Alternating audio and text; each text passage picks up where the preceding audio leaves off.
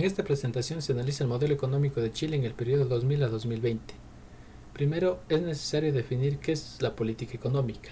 La política económica es el ejercicio deliberado de los poderes legítimos del Estado para ejercer determinadas acciones con la finalidad de alcanzar objetivos socioeconómicos previamente establecidos.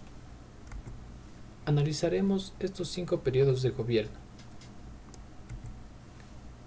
En el gobierno de Ricardo Lagos se implementaron las siguientes políticas económicas. Política de ajuste estructural, la cual consistía en reducir el ámbito de intervención estatal. Esta política se enmarca dentro de la teoría neoliberal, ya que se da una reducción de los tipos y magnitud de los impuestos, alegando que esto conlleva un mayor beneficio social.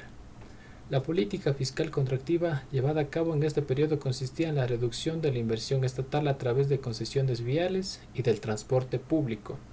La escuela neoclásica planteaba este tipo de políticas en donde el Estado debe dedicarse netamente a funciones políticas, ya que la intervención fiscal en la producción lo único que provoca es una subida de precios.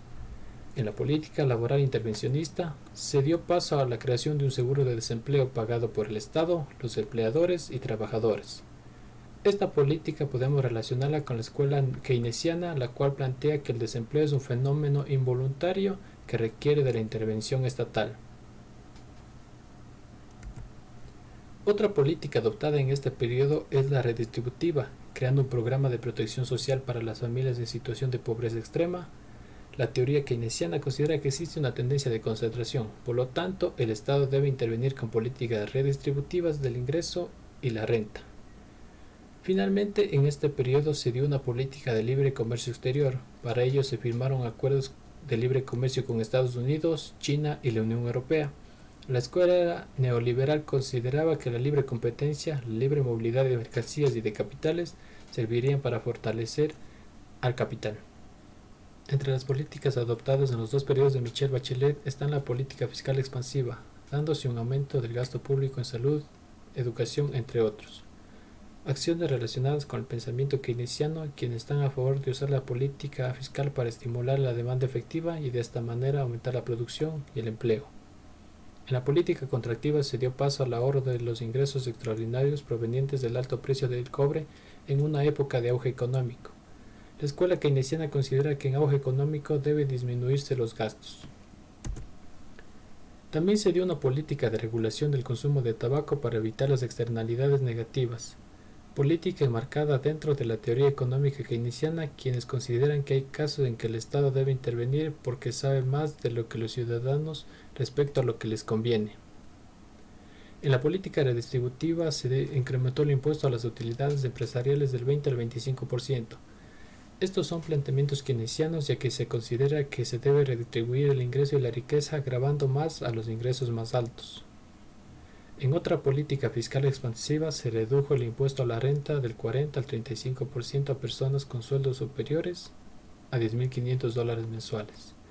En la escuela clásica se apoya este tipo de medidas, ya que se considera que los gastos e impuestos deben ser bajos a fin de que el Estado interfiera lo menos posible en la actividad económica. En los 2 periodos presidenciales de Sebastián Piñera se dio paso a la política de libre mercado, en donde se da una reforma para facilitar los negocios creando la ley de empresas en un día. Es precisamente lo que los neoclásicos consideraban. El crecimiento económico depende de la libre iniciativa y de la libre competencia. La política fiscal contractiva consistía en el despido de empleados públicos, idea de la escuela clásica, quienes afirmaban que el Estado debe tener funciones mínimas con un bajo presupuesto. Enmarcado dentro de una política de precios, se redujo el precio del gas natural. Política relacionada con los planteamientos keynesianos, quienes afirmaban que las fuerzas de mercado no llevan a un precio de equilibrio de manera automática, por lo que el Estado debe intervenir. La política redistributiva de este gobierno entregó subsidios en los servicios básicos a familias con bajos recursos. Los keynesianos consideraban que ante una tendencia de concentración debe intervenirse para redistribuir el ingreso y la riqueza.